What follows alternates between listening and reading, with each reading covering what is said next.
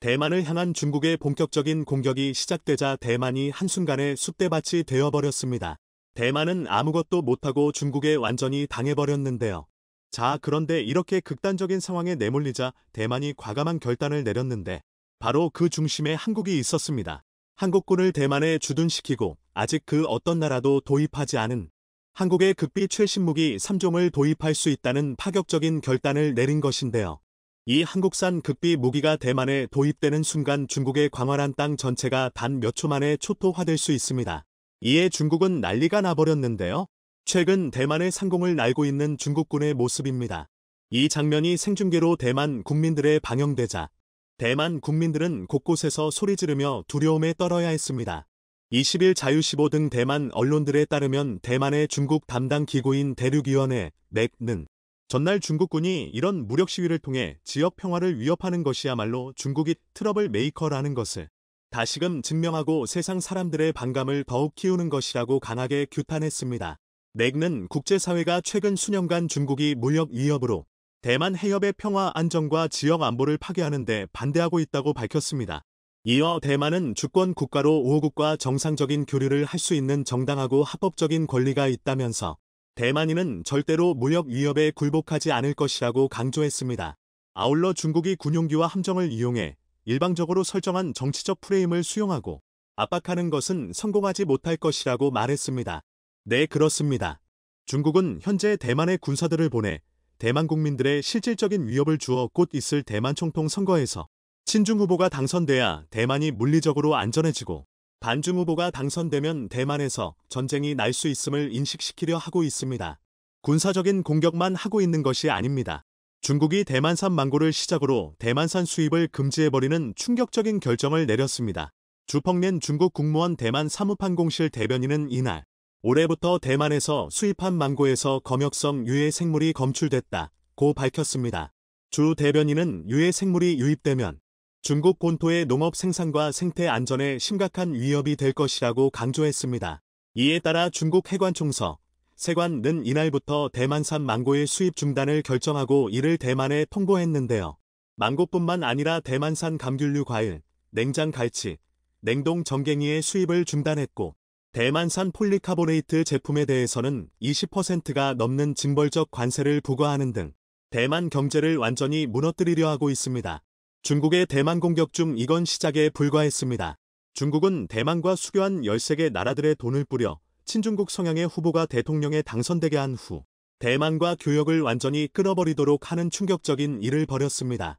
가장 최근에는 중미 유일의 대만 수교국인 과테말라에서 친친 중국 성향의 베르나르도 아레발로 64가 차기 대통령에 당선됨에 따라 대만에서 과테말라마저 각국의 대만 단교 후 중국 수교 전례를 따를 수 있다는 우려가 커지고 있습니다. 특히 작년 온두라스가 대만과 단교하고 중국과 수교한 뒤에는 과테말라가 중미에서 단 하나 남은 대만 수교국이라는 점에서 과테말라까지 이탈할 경우 대만 외교 입장에서는 뼈아픈 손실이 될 수밖에 없습니다. 20일 현지 시간 외신에 따르면 외교관 출신인 아레발로 당선인은 당선되면 중국과 더 긴밀한 관계를 추구할 것이라 대놓고 선포했기 때문에 대만과의 단교는 사실상 정해진 수순입니다. 중국은 대만 내 여론마저 조작하고 있었습니다. 중국 공산당이 사이버 수군으로 물리는 사이버 여론몰이 집단을 동원해 차이잉원 대만 총통과 수전창 전 행정원장의 페이스북을 상대로 여론조작을 했다고 대만 중앙통신사 등이 보도했습니다. 대만 사이버 안보당국은 중국 사이버 수군이 차이 총통과 수전 행정원장의 페이스북을 상대로 부정적인 글 올리기 등에 사용한 825개의 비정상적인 계정을 발견했습니다. 예를 들면 중국의 사이버 수군은 차이 총통 등의 페이스북 페이지에 다른 사람의 페이스북 계정을 도용해 너희가 미국의 총알바지인지 우크라이나와 비교하라는 등의 비방글을 남긴 것으로 전해졌습니다. 특히 중국 공산당은 지난해 11월 치러진 대만 지방선거 과정에서 사이버 수군을 동원해 광범위한 여론조작에 나섰다고 대만 현지 언론은 전했습니다. 중국의 사이버 수군이 여론조작에 나서는 주요 주제는 주로 대만의 인플레이션과 농수산물의 대중국 수출 어려움, 중국의 대만을 겨냥한 군사훈련 등인 것으로 알려졌습니다. 결국 대만이 칼을 빼들었습니다. 대만 정부는 대만이 유사시 한국군을 들여올 수 있다는 폭탄 발표를 한 것으로 전해졌습니다. 국방부 관계자는 최근 정부는 대만 주변 정세를 면밀히 주시하며 국가 방위 태세 유지를 위한 방안에 대해서는 다각도로 준비하고 있다. 라고 밝혔는데요. 한국은 대만과 비수교국으로 상호방위 조약 등도 전혀 체결하지 않은 관계이지만 대만이 최근 한국에 파격적인 제안을 해왔고 이에 응답하겠다는 뜻을 밝힌 것으로 전해졌습니다. 대만이 예상을 훨씬 뛰어넘는 천문학적인 규모의 국방비를 책정하고 한국산 무기로 대만군을 도배시킬 수 있다는 소식이 전해져 전 세계를 발칵 뒤집어 놓았습니다. 대만이 미국 무기도 아닌 한국 무기로 대만군 전체를 도배한다는 과감한 결단을 내린 이유는 바로 최근 한국과 유럽 최대 방산업체의 초대박 계약 때문이었습니다. 마크 섭코 배 시스템스 부사장은 레이저 등 미래 전자전 무기 체계를 도입하고 있다. 한국이 최고의 파트너다 라며 한국의 미래 무기 기술에 대해 극찬했습니다. 배 시스템즈는 영국의 항공 방산 업체로 유럽 최대 규모이자 세계 최대 규모로 막대한 자금력을 바탕으로 전 세계 무기 시장을 완전히 장악하고 있습니다. 최근에는 미국 위성 제조사마저 사들이며 규모를 더욱 빠르게 늘려나가고 있는데요. 세계 1위 방산회사가 한국의 미래 무기 기술력이 세계 최고라 인정하며 한국에 올인하겠다는 파격적인 결단을 내린 것입니다. 세계 1위 방산업체 배가 가장 강조한 미래의 가장 중요한 무기이자 다른 모든 무기들을 순식간에 무력화시켜버리는 강력한 무기 바로 레이저 무기인데요. 지난달 26일 국방과학연구소 ADD가 시험평가를 진행해 국방부로부터 전투용 적합 판정을 받은 레이저 무기는 드론 공격에 가장 효율적인 대응 방안으로 꼽히는 무기입니다. 기술적 성숙도가 현재보다 월등히 높아지는 2030년대에는 드론뿐만 아니라 전쟁의 판도를 바꾸어 놓는 게임체인저로서의 역할도 충분히 가능할 것으로 전망되고 있습니다. 레이저 무기는 고출력 에너지를 직접 표적에 집중시켜 파괴하거나 무력화하는 기술입니다. 레이저 또한 빛이기 때문에 간섭성, 지향성, 응집력 등 광학적 특성을 가집니다.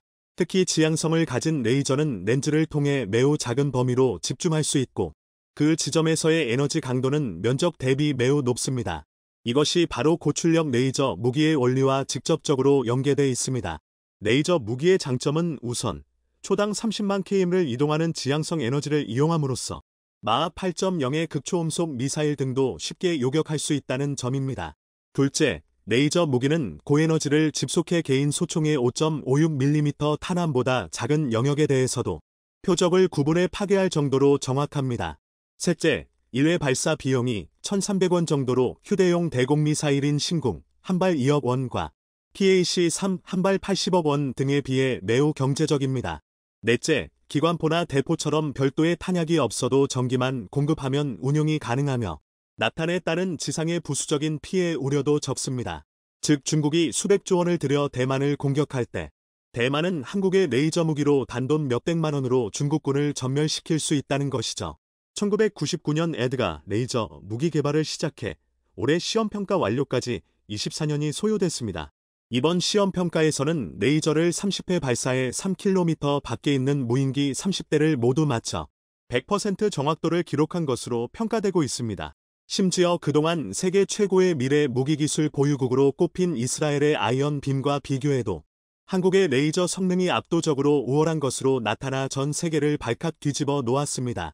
며칠 전 한미일 정상회담이 끝나고 합의문이 전격 발표되자 중국이 한국에 충격적인 보복을 발표해 논란이 되고 있습니다. 지금까지 중국이 한국에 했던 보복들과는 차원이 다른 수준의 충격적인 내용입니다. 자, 그런데 한국에 너무나도 강력한 반격이 나오자 상황이 180도 바뀌어 버렸습니다. 중국의 예상을 완전히 뒤엎을 만한 너무나도 강력한 한국의 한방에 역으로 중국 전체가 난리가 나버린 상황인데요.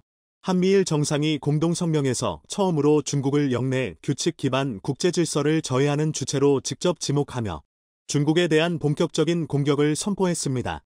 한국이 미국 주도의 대중국 견제에 보다 확실히 동참하는 신호로 보이는데 삼국이 지역적 위협에 함께 대응하기 위해 신속히 협의하겠다는 공약과 맞물려 더욱 주목받고 있습니다.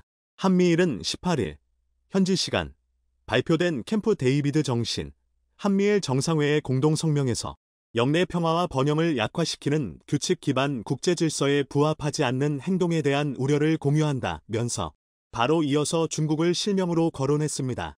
삼국은 최근 우리가 목격한 남중국해에서의 중화인민공화국에 의한 불법적 해상 영유권 주장을 뒷받침하는 위험하고 공격적인 행동과 관련하여 우리는 각국이 대회 발표한 입장을 상기하며 이도 태평양 수역에서의 어떤 일방적 현상 변경 시도에도 강하게 반대한다고 밝혔습니다. 이어 우리는 내립 지역의 군사화, 해양경비대 및 해상민병대 선박의 위험한 활용, 강압적인 행동에 단호히 반대한다고 강조했습니다. 최근 목격한 중국의 위험하고 공격적인 행동이란 중국 해경이 지난 5일 남중국해 스프레틀리 군도 세컨드 토마스 암초, 중국명 러나이자오, 필리핀명 아용인, 지역에 좌초된 필리핀 군함의 보급품 등을 전달하려던 필리핀 해경선을 향해 물대포를 발사한 일을 일컫는 것으로 보입니다. 한국이 참여하는 정상 공동성명이 영내 사안과 관련해 중국을 접시해 비판한 것은 사실상 처음입니다. 지난해 11월 한미일 정상회 푸놈펜 성명도 남중국해 문제와 관련해 불법적인 해양 권익 주장과 매립 지역의 군사화, 강압적 활동을 통한 것을 포함하여 이도 태평양 수역에서의 그 어떤 일방적 현상 변경 시도에 강력히 반대한다며 강도 높게 비판했지만 중국을 직접 명시하진 않았습니다. 대만 문제에 대한 표현도 강해졌습니다. 한미일은 국제사회의 안보와 번영의 필수 요소로서 대만 해협에서의 평화와 안정 유지의 중요성을 재확인한다는 기존 입장에 더해 양안 중국과 대만 문제의 평화적 해결을 촉구한다고 했습니다. 양안 문제의 평화적 해결을 촉구한다는 표현 역시 최근의 한미 또는 한미일 정상 공동성명에는 없던 것으로 중국의 무력 통일 시도에 반대한다는 뜻으로 해석할 수 있습니다. 이 표현은 한미일의 향후 협력 추진 원칙을 문서화한 캠프 데이비드 원칙에도 담겨 앞으로 삼국의 기본 입장이 될 것으로 보입니다. 한미일은 캠프 데이비드 원칙에서 우리는 힘에 의한 또는 간압에 의한 그 어떠한 일방적 현상 변경 시도에도 강력히 반대한다라고도 못 박았습니다. 백악관 관계자가 사전 브리핑에서 삼국은 남중국해를 비롯해 다른 여러 분야에 대해 강한 입장을 갖고 있다면서 우리 공동 입장을 잘 알게 하는 강력한 로버스트 언어를 보게 될 것이라고 말한 것은 한미일이 중국과의 전면전을 선포한 것이나 다름없다고 전문가들은 입을 모았습니다. 한미일은 또 중국의 1대1로를 완전히 철저히 부숴버릴 엄청난 계획도 발표했습니다. 한미일 3국의 금융기관이 하나로 힘을 뭉쳐 기존의 돈이 필요해 중국의 1대1로에 참여했던 수많은 나라들을 전부 흡수하겠다는 계획입니다. 그동안 중국의 천문학적인 돈을 빌렸던 나라들도 한미일 연합체로부터 돈을 다시 빌려 중국에 즉시 갚아버리고 중국과 교역을 완전히 끊어버리도록 하는 아주 강력한 계획입니다. 중국은 즉각 반발에 나서며 한국을 맹비난했습니다. 왕문빈 중국 외교부 대변인은 이날 정례 브리핑에서 한미일 정상회에 관련 전란으로 뒤엉킨 국제안보 정세 앞에서 각국은 안보 공동체 이념을 지키고 진정한 다자주의를 견지해야 한다고 했습니다. 이어 미국을 겨냥해 그 어느 나라도 다른 나라의 안보 이익을 희생하거나 지역의 평화 안정을 훼손하는 대가로 자신의 안전을 지켜선 안 된다고 했습니다. 아울러 과연 누가 세계에서 대립을 만들고 긴장을 고조시키는가 국제사회가 알아서 판단할 것이라면서 각종 배타적인 작은 패거리와 소집단을 규합하고 진영 대결과 군사 집단을 아시아, 태평양으로 끌어들이려는 시도는 민심을 얻을 수 없고 필연적으로 지역 국가의 경계와 반대를 불러올 것이라고 했습니다. 전날 중국 관영 신화통신은 한미 1캠프 데이비드 회의의 위험한 모의라는 제목의 기사에서 이번 회담을 통해 미국은 한 끼를 끌어들여 작은 패거리를 만들고 진영 대결을 부추기려고 한다면서 다른 나라의 전략적 안보를 미국 패권을 수호하는 디딤돌로 삼는 것이라고 했습니다. 신화통신은 미국은 한일과 특히 군사 동맹 강화를 원한다면서 미국이 공들여 한 일을 하나로 묶고자 하는 것은 냉전적 사고에서 비롯된 것이라고 했습니다. 이어 미국은 아시아 태평양 지역에서 안보 불안을 조장하는 방식으로 대립 대결을 부추기고 있다면서 패거리 정치는 다른 나라들의 전략적 안전을 해칠 것이라고 했습니다. 또 오랜 시간 대립했던 한일을 소위 동북아 동맹으로 엮는 것은 이 국가들과 다른 아시아 국가들 간의 반목을 불러오는 것이라며 미국은 가만히 앉아서 어부지리의 효과를 얻는다고 비난했습니다. 아시아 국가들은 미국 패권, 수호의 앞잡이가 되는 것을 달가워해서는 안 된다고도 경고했습니다. 중국 관영 황구15도 17일 한국은 진흙탕으로 들어가는 의미를 알고 있는가라는 제목의 공동사설에서 한국 비난 수위를 높였습니다. 사설은 한국이 한미일 정상회의라는 진흙탕에 들어가는 의미를 알았다면 정상회의 입장권을 손에 넣었을 때 유치원생이 선생님에게 칭찬 스티커를 받은 것처럼 흥분하지 않았을 것이라고 했습니다. 미 의일은 중국과 관련해 결심을 굳혔지만 한국은 이번 고비에서 이성과 지혜를 갖길 기대한다 라고도 했습니다. 결국 중국은 너무나도 충격인 선택을 하는데요. 미국과 한국에 동시에 충격적인 발표를 했습니다. 우선 중국이 미국에 내린 충격적인 보복의 시작은 바로 7조짜리 인텔의 M&A를 무산시킨 것입니다. 인텔은 이스라엘 반도체 파운드리 업체를 7조 원에 사는데 목숨을 걸었습니다. 이니 삼성전자와 TSMC의 기술력이 한참 밀려 완전히 박살나버렸는데 파운드리로 다시 재도약하는 것을 마지막이자 유일한 생명줄로 여기고 있습니다. 파운드리를 살리는데 아주 중요한 딜로 이스라엘 반도체 파운드리 업체 타워를 7조 원에 사는 것이었습니다. 이를 위해 인텔 CEO는 중국을 여러 차례 방문해 중국에 대한 투자를 늘리겠다고까지 발표하는 등 강수를 두었지만 결국 중국 규제당국이 거절을 해버리면서 7조짜리 인텔 타워 거래가 무산됐습니다. 전문가들은 중국이 보복에 나선 것이 확실하다고 전했는데요. 블룸버그는 15일 현지 시간 인텔이 타워 세미컨덕터를 인수하기로 했던 계약을 해지한다고 밝혔습니다. 지난해 2월 54억 달러, 약 7조 2천억 원. 타워 세미컨덕터를 인수하겠다고 밝힌 지 약 1년 6개월 만입니다. 인텔은 이날까지 미국과 유럽연합, EU, 중국 등 전 세계 주요 독점 규제당국 승인을 받아야 인수 절차를 마무리할 수 있는데 중국에서 끝까지 심사 결과를 내주지 않으며 인수를 포기했습니다. 뿐만 아니라 계약 해지로 인해 인텔은 타워 세미컨덕터에 위약금 3억 5,300만 달러, 약 4,721억 원을 지불하게 됐습니다. 블룸버그는 이번 인수 불발로 인텔이 TSMC와 경쟁에서 격차를 좁히는 게 어려워졌다며 전기차 등 급성장 시장에서 기회를 잡기도 힘들어질 것이라고 예측했습니다. 한국을 향한 중국의 보복도 끔찍했습니다. 얼마 전 중국은 한국 반도체 산업을 무너뜨리기 위해 한국이 중국에 높게 의존하고 있는 반도체 필수 소재들을 수출 규제한 데 이어 이번에는 한국의 2차전 지산업을 박살내기 위해 리튬과 코발트, 니켈 등 2차전지 필수 소재에 대한 수출을 금지할 수 있다는 충격적인 발표를 했습니다. 세계 재련 시장에서 중국의 리튬 점유율은 44%, 코발트 75%, 니켈 69%, 망간 95%를 점유하고 있습니다. 완전히 독식하고 있는데요. 의존도가 높은 한국을 제1타깃으로 삼고 한국 경제를 철저히 박살내겠다는 것이 중국의 계획입니다. 자, 그런데 한국 포스코의 폭탄 발표가 나오면서 중국이 발칵 뒤집혔습니다. 그동안 중국의 모든 니켈을 의존하던 포스코가 중국과 거래를 끊어버리고 필리핀에서 니켈 등 배터리 소재를 직접 생산할 것이라는 폭탄 발표를 했습니다. 여기에 미국도 미국에서 생산되는 배터리 소재 중 한국이 필요한 것을 모두 주겠다는 파격적인 제안을 해온 것으로 전해졌습니다. 미국 현지 언론들도 이는 당연한 처사라며 한국이 미국에 투자한 규모를 생각하면 미국은 한국에 전부 퍼다줘야 한다고 전했습니다. 영국 일간 파이낸셜 타임스, FT는 지난해 8월 이후 현재까지 발표된 외국 기업의 대미 투자 계획 중 1억 달러 약 1,340억 원 이상 규모만 집계한 결과 한국 기업이 내놓은 프로젝트가 20건으로 가장 많은 것으로 나타났다고 16일 현지 시간 보도했습니다. 미국이 자신들 이익을 위해 한국을 견제하며 시간을 끌다가 사우디에서 충격적인 상황을 맞아 화제입니다. 바이든이 다급하게 빈살만을 만나 문제 해결을 노리고 있는데 결국 해법은 한국과 함께 풀어야 하는 것으로 나타나고 있습니다. 미국 측은 현대건설을 섭외 주도권을 잡으려는 행보까지 보였는데 그럼에도 해외 여러 나라가 한국을 원해 미국을 난감하게 하고 있습니다. 세계에서 어떤 일이 벌어지고 있는지 자세히 살펴보겠습니다. 사우디는 2030년까지 2천만 메가와트 전력을 생산할 계획이며 이 중 60%를 원자력 발전소가 담당하길 희망하고 있습니다. 이에 따라 원자로 16기 건설 계획을 밝혔고 2018년 예비 사업자로 한국, 미국, 프랑스, 중국, 러시아를 선정하기도 했습니다. 그러면서 미국에게 공정한 지원을 요청했었죠. 하지만 미국은 사우디와의 관계가 들어져 원전 수출 가능성이 희박해졌고 한국이 단독으로 선택받지도 못하게 했습니다.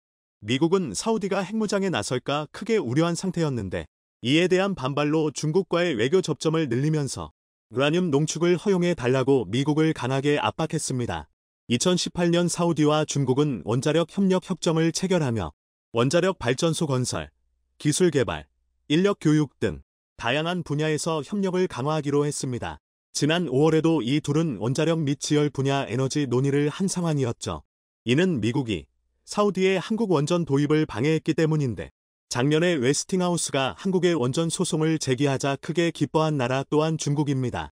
현재 미국이 충격을 받은 것은 사우디가 중국 원전 건설을 검토하고 있다는 것입니다. 최근 외신은 중국 측이 사우디 통부 지역에 원전 건설을 제한한 점을 언급했고, 사우디 또한 이를 검토하며 미국을 압박하고 있다는 보도가 나오고 있습니다. 사우디 관리들이 선호하는 것은 원전은 한국 전력이 건설하고 미국의 전문 운영 지식을 도입하는 것을 선호하고 있다는 설명입니다. 중국 측 입찰가는 한국보다 최소 20% 이상 낮은 것으로 알려지고 있습니다. 긴 살만 왕세자는 미국과의 협상이 결국 실패로 끝날 경우 중국 기업과 논의를 진행할 준비가 돼 있다고 전했습니다. 중국 외교부는 국제 비확산 규정을 준수하면서 민간 원자력 분야에서 사우디와 계속 협력할 것이라 밝히기도 했습니다. 사우디가 중국의 제안을 받아 원전을 건설할 경우 미국으로서는 돌이킬 수 없는 사태를 맞게 될 예정입니다. 미국은 사우디의 핵무기 개발 가능성을 이유로 원전 개발에 반대하고 있지만 사우디가 중국 원전을 지으면 핵무기 개발이 더 쉬워질 수 있습니다. 중국 원전 관계자는 초기 논의부터 계약 체결, 원자로 건설 및 유지, 원자로 폐쇄까지 걸리는 시간을 감안할 때 원자로 건설 계약을 100년 결혼 생활에 비유하기도 했습니다. 값비싼 장기 계약으로 그 나라와의 관계가 더욱 끈끈해진다는 것입니다. 사우디는 최근 신흥경제국 협의체 브릭스에 합류하기로 하는 등 중국의 밀착 행보를 보이고 있습니다. 중국, 인도, 러시아, 브라질, 남아공 등이 참여하는 브릭스는 사우디, UAE, 이란 등 6개국을 신규로 받은 상태입니다. 브릭스가 확장되는 것은 2010년 남아공이 합류한 이래 13년 만의 일입니다. 이번 확대는 중국이 주도하고 러시아와 남아공이 지지한 결과라며 영향력 확대를 위해 산유국 1위 사우디를 초대한 것이라 보도했습니다. 남아공에 따르면 이들 외에도 10여 개국이 가입을 희망하고 있으며 40개국이 관심을 보이는 중이라 설명했습니다. 브릭스 국가들은 중국이 진행하는 1대1로에 참여할 가능성이 높고 미국 달러와 의존도를 낮추는 데도 한의할 가능성이 높아 미국에도 발등에 불이 떨어진 상황입니다. 사우디는 최근 중국과의 원유 대금을 위안화로 결제하며 달러 패권의 균열을 내기도 했습니다. 미국의 대러 제재 국면에도 오펙 플러스를 통해 러시아와 공조하고 있는 상태입니다. 중동의 앙숙인 사우디와 이란의 관계 정상화를 중재한 것도 중국이었죠. 중국은 사우디의 최대 석유 수입국이자 최대 무역 파트너인데 미국이 원전 건설을 지속 방해하며 이런 사태를 키웠다는 분석입니다. 사우디와 중국의 무역 규모는 1100억 달러로 1위를 달리고 있습니다. 그리고 EU, 인도, 일본, 한국, 미국 등의 순입니다. 중국은 사우디 수출의 4분의 1에 달하는 석유 수입을 무기로 지속적으로 미국을 밀어내려는 전략을 쓰고 있습니다. 지난해 12월 시진핑이 사우디를 직접 찾아가 우리 돈 38조 원의 투자 협정을 맺기도 했습니다. 미국은 한국이 사우디 원전 입찰에서 가장 유리하다는 것을 인지하고 있지만 웨스팅하우스와의 분쟁이 발목을 잡고 있습니다. 미국의 원전 허용 조건 중에는 사우디와 이스라엘의 국교 정상화 이슈도 있습니다. 외신은 이들이 큰 틀에서 합의를 했다고 전했습니다. 다만 세부사항 조율에는 상당한 시간이 걸릴 전망인데 향후 9개월부터 1년 사이에 실현될 가능성을 언급하고 있습니다. 이스라엘 총리는 블룸버그 TV와의 인터뷰에서 사우디와 정식 수교를 위한 협상 타결을 확신한다면서 설사 거기에는 이르지 못하더라도 경제적, 사업적 관계는 심화될 것이라 말하기도 했습니다. 이스라엘 민간 기업들은 미수교 상태임에도 수년 전부터 사우디와 비밀리에 사업을 벌이고 있을 만큼 준비가 됐다는 것입니다. 사우디는 지난해부터 이스라엘로 오고 가는 민항기의 자국 영공을 개방하기도 했습니다. 바이든은 9월 예정인 G20 정상회의를 계기로 빈살만 왕세자와 회담하는 방안을 검토하고 있는 것으로 나타났습니다. 사우디에 대한 안전보장과 이스라엘 수교, 원전 건설 등 매가될 가능성이 언급되고 있습니다. 사실 중국의 원전 기술을 키워준 것은 웨스팅하우스입니다. 웨스팅하우스는 1886년 설립돼 원전에 대한 원천 기술을 보유한 회사입니다.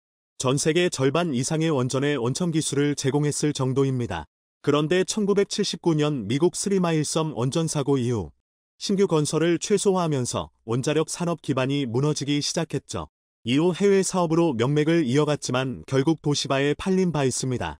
도시바가 웨스팅하우스를 인수하며 기대했던 것은 중국 시장입니다.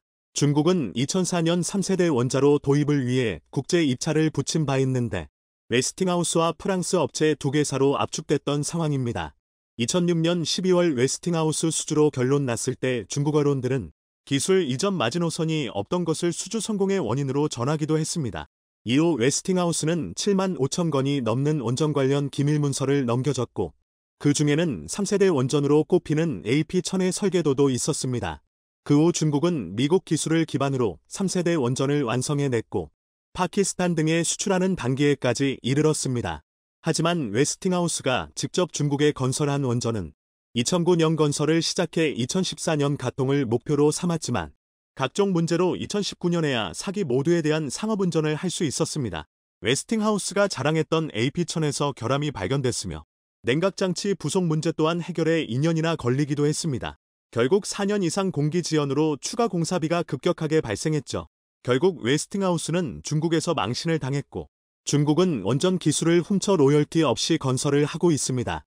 게다가 중국은 1대1로 전략으로 대규모 금융 지원 등을 통해 3세계 국가들을 대상으로 원전 수출을 추진하는 중입니다. 이 과정 속에 웨스팅하우스는 2017년 파산을 신청했고 이로 인한 도시밖까지 몰락으로 이끌었습니다. 이에 원전 건설 기술은 모두 사라지게 됐던 것입니다. 결국 웨스팅하우스는 원전 재기를 위해 한국과의 협력이 필수가 됐습니다. 현대건설은 작년 5월 웨스팅하우스와 전략적 협약을 체결한 바 있습니다. 대형 원전 AP1000의 글로벌 사업 공동 파트너가 된 것입니다. 웨스팅하우스는 현대건설과의 협업을 계기로 세계 원전 산업을 선도할 것이라는 기대감을 드러내기도 했습니다. 하지만 그 후 곧바로 한국에게 뒤통수를 쳤습니다. 지난해 10월 한수원이 개발한 APR1400 원전 기술에 자사 기술이 적용됐다며 미국 법원에 수출 통제 요청을 했던 것입니다. 한국이 추진하는 폴란드 원전 사업은 절대 이뤄질 수 없다는 주장을 하기도 했습니다. 한국형 원자로는 완전히 개발되지 않은 미성숙한 기술이고 자사 제품인 AP1000이 유일한 선택이라면서 말입니다. 한국은 1997년 웨스팅하우스와 기술 사용 협정을 맺은 것을 근거로 상대 핵심 원천 기술에 대해 100% 기술 자립에 성공했고 독자적으로 수출을 할 수 있다고 주장했지만 소용이 없었습니다. 결국 양측은 합의점을 찾기 못했고 현재는 국제중재 절차에 들어가 있습니다. 이에 따라 수천억 원대 분쟁 비용 발생이 우려되는 상황입니다. 미국 의회 또한 초당적 지지 속에 원전 수출법안을 통과시켰고 자국 주도로 원전 공급망을 재편하겠다는 의지를 보이기도 했습니다. 웨스팅하우스 사장단이 작년에 한국을 깜짝 방문해 해외 공동 진출 방안을 모색하자는 발언을 했던 것도 자신들 주도로 사업을 따내고 한국에는 시공, 부품 납품 등 후방 산업을 맡기길 원했다는 분석입니다. 이들의 법적 분쟁에 현대건설이 곤혹스러운 처지가 된 것입니다. 현대건설은 한수원과 한국형 원전인 APR1400 모델의 폴란드 수출을 추진해왔는데 웨스팅하우스는 현대건설을 믿고 폴란드 수주를 가로채려 하는 상황입니다. 3세대 원전은 1990년대 이후 개발된 개량형 원자로를 말합니다. 한국, 미국, 프랑스 업체가 경쟁 중인데 한국형 원전의 건설 단가는 이들보다 40% 이상 저렴하고 표준 공기 또한 14개월 이상 짧다는 장점이 있습니다.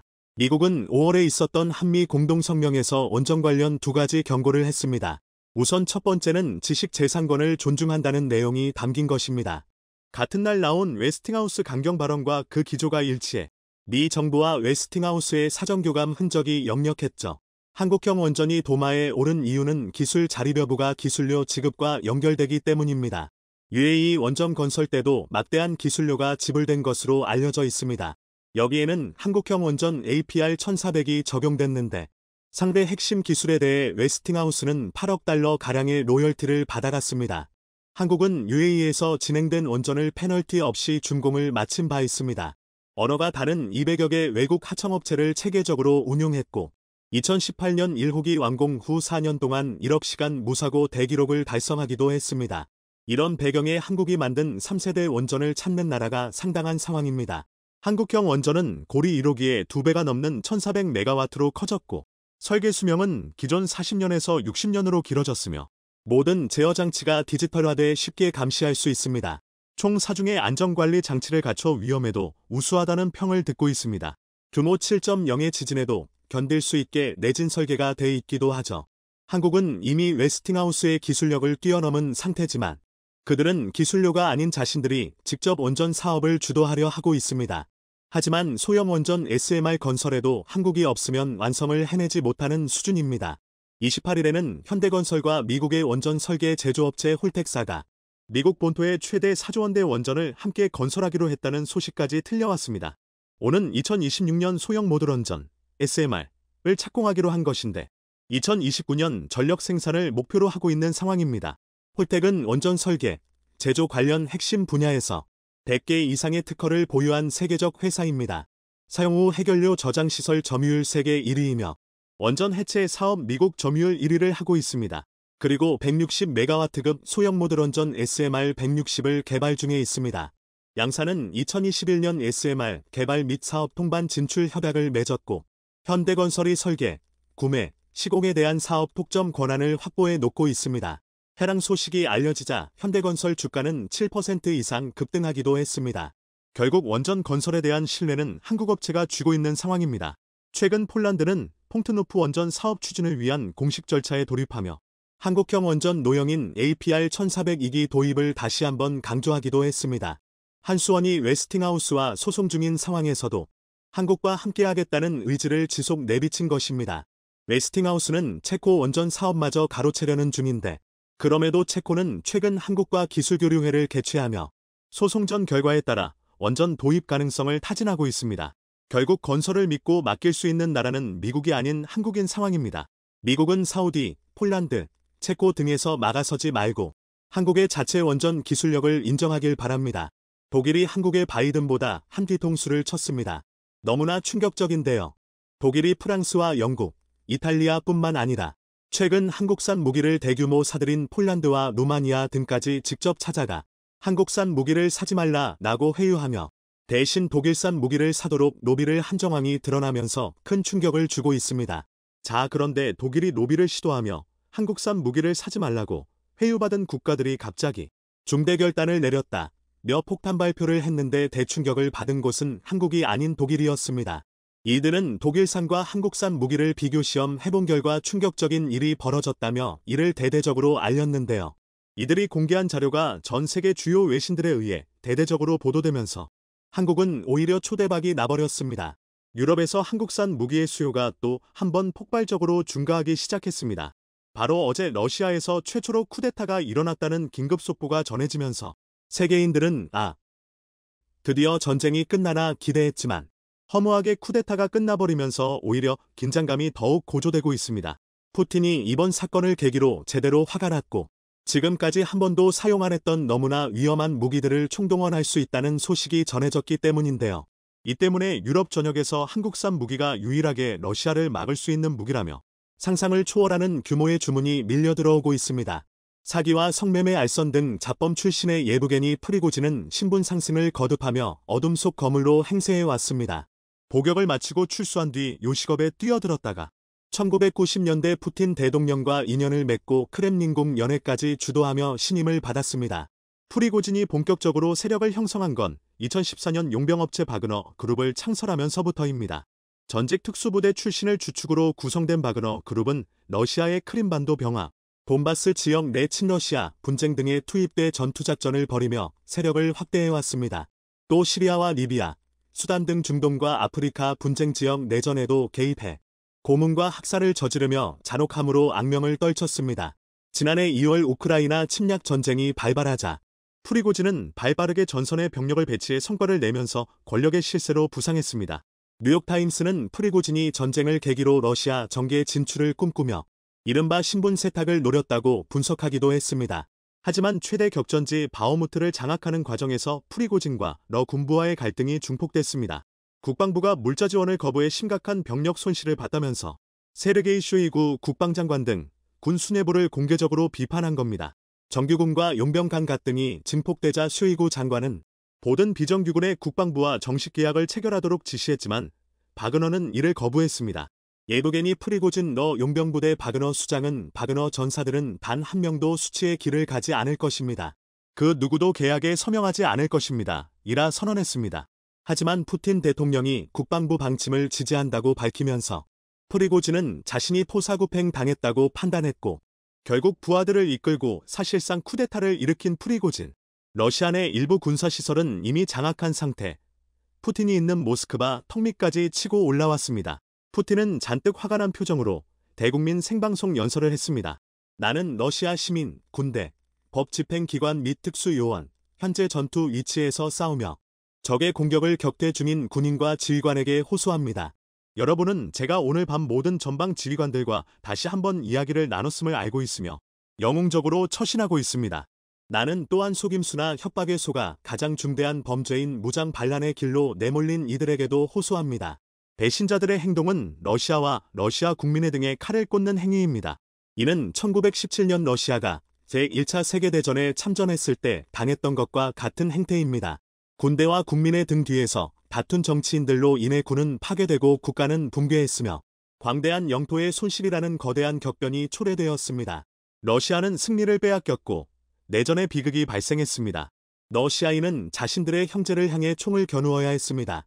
그리고 온갖 정치적 모험가들, 국가를 분열시키고 찢어놓은 외국 세력이 그로 인한 이익을 거뒀습니다. 우리는 다시는 이런 일이 일어나지 않도록 할 것입니다. 우리는 내부의 배반을 포함한 모든 위협으로부터 국민과 국가를 보호할 것입니다. 지금 우리가 직면한 것은 바로 배신입니다. 신뢰할 수 없는 야망과 이기심이 반역으로 이어졌습니다. 국가와 국민, 그리고 바그너 부대의 병사와 지휘관이 다른 부대원들과 함께 싸우고 죽어간 대의에 대한 배신입니다. 다시 말합니다. 내부 혼란은 우리 국가에 대한 치명적인 위협이며 국가로서 우리에게 치명적입니다. 그것은 러시아와 우리 국민에게 큰 타격입니다. 그러한 위협으로부터 조국을 지키기 위한 우리의 행동은 가혹할 것입니다. 고의적으로 배신의 길을 택한 자, 무장 반란을 준비한 자, 협박과 테러 방법을 택한 자들은 모두 형용할 수 없이 강력한 처벌을 받을 것입니다. 법과 우리 국민 모두 앞에서 대가를 치를 것입니다. 라고 전하며 격분했습니다. 자, 그런데 바그너 그룹이 푸틴의 연설 후 얼마 지나지 않아 갑자기 쿠데타를 포기하겠다는 충격적인 발표를 했습니다. 무장 반란을 일으킨 러시아 용병기업 바그너 그룹이 병력 이동 중단과 상황 완화에 대해 합의했다고 24일 현지 시간 스푸트니크 로이터 통신이 보도했습니다. 바그너 그룹 수장 예부게니 프리고진은 이날 오디오 메시지를 통해 이열 사태를 피하기 위해 모스크바로 향하던 병력에게 기지로 철수하도록 지시했다고 밝혔습니다. 그는 이들 병력이 지난 24시간 동안 모스크바에서 200km 거리까지 진격했다고도 말했습니다. 벨라루스 대통령실도 블라디미르 푸틴 러시아 대통령과 합의하에 알렉산드르 루카셴코 대통령이 바그너 그룹 수장 프리고진과 협상했다며 프리고진이 바그너 그룹의 이동을 중단하고 상황 완화를 위한 조처를 하라는 루카셴코 대통령의 제안을 받아들였다고 밝혔습니다. 러시아는 새로운 대통령을 갖게 될 것이라 선포했던 프리고진의 폭탄 발표에 전 세계인들은 드디어 푸틴이 내려오고 전쟁도 끝나겠구나라고 기대했지만 이렇게 허무하게 끝나버린 러시아의 쿠데타. 자, 그런데 푸틴은 이번 사건을 계기로 더 난폭해졌습니다. 또 언제 쿠데타가 일어날지 모를 것이라는 불안감에 사로잡힌 푸틴이 금지된 무기들을 총동원해 더욱 더 큰 전쟁을 일으키려 하고 있습니다. 이 소식이 전해지자 유럽 국가들은 최근 유럽에서 너무나도 잘 나가는 한국산 무기를 대규모로 사들이려 하기 시작했는데요. 자, 그런데 이때 독일이 너무나도 충격적인 일을 저질렀습니다. 최근 K2 전차, K9 자주포 등이 폴란드 시장에서 활개를 펴자 독일이 각종 로비를 하며 회원국들을 대상으로 독일산 무기 구매를 회유하고 있습니다. 독일은 유럽뿐 아니라 호주 등 주요 국가에서도 한국산 무기 수주를 가로막고 있어 수출 4대 강국으로 도약하는데 제동이 걸릴 수 있다는 우려가 나오고 있습니다. 3일 방산업계에 따르면 지난해 국내 방산 수출 규모는 약 170억 달러로 폴란드와 체결한 수출 계약만 124억 달러에 달합니다. 유럽에 대한 수출 비중이 전체 중 70%를 넘는 셈입니다. 국내 방산업계는 올해도 유럽에서 대규모 수주를 할 것으로 기대하고 있습니다. 하나에어로스페이스는 루마니아, 핀란드와 K9 자주포 수출 협상을 진행 중이고 영국은 2025년부터 영국군 주력 자주포 116문을 교체하는 1조 원 규모 사업을 앞두고 있습니다. 현대로템은 폴란드와 12조 원 규모 K2 전차 820대를 수출하기 위한 계약을 진행하고 있는데요. 독일은 한국이 이렇게 유럽에서 엄청난 규모의 무기를 판매하고 있는 것을 아니 꼬아해 이들 국가들의 로비까지 하며 한국산 무기를 사지 못하도록 가로막기 시작했습니다. 독일은 20년 넘게 전차 최다 수출국 1위를 지키고 있었습니다. 터키와 폴란드, 그리스 등 나토 회원국에 대한 수출 비중이 절반을 넘었습니다. 나토 회원국 간 무기를 구매하면 전쟁 발생 시 부품과 정비 지원을 빠르게 받을 수 있고 연합작전과 군수 지원 효율성을 높일 수 있다는 점에서 나토 회원국 대부분 독일산 무기를 사용하고 있었습니다.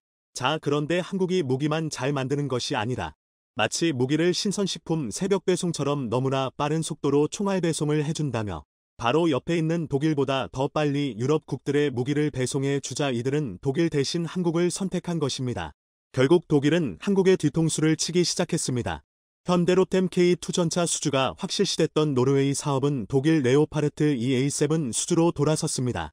독일은 전차 54대를 대당 450억 원에 팔았는데 이 중 100억 터부터 150억 원 이상을 노르웨이의 페이백, 정가로 판매했다가 현금으로 되돌려주는 방식 한 것으로 알려졌습니다.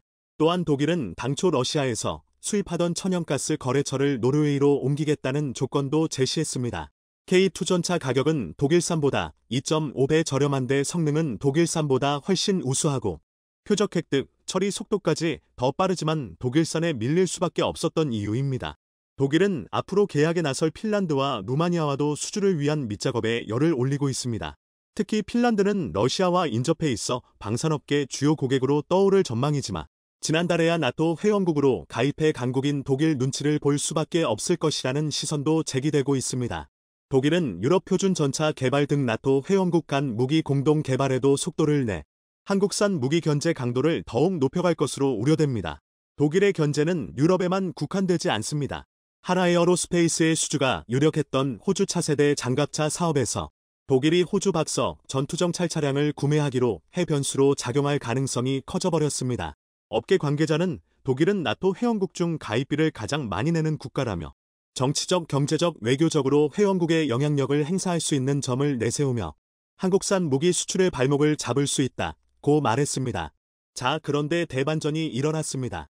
우크라에 보내졌던 독일의 대표 자주포 PGH-2000 총 15문 중 7대가 고장난 사실이 전 세계 외신들에 의해 보도되면서 독일로부터 로비를 받은 유럽 국가들은 성능도 한국산이 더 좋은데 고장도 안 난다며 독일산을 절대 사지 않을 것이라 선언했습니다. 심지어 세계 최강의 무기 선진국이라 불리는 영국마저 한국산 무기는 독일산을 월등히 뛰어넘었다며 한국산 K9 자주포를 대규모 사들일 수 있는 것으로 전해졌습니다. 영국은 특히 한국산 K9 자주포는 독일산보다 성능은 훨씬 우수한데 어떻게 가격은 독일산의 반값도 안 되는 저렴한 가격이 될 수 있냐며 신기해했습니다.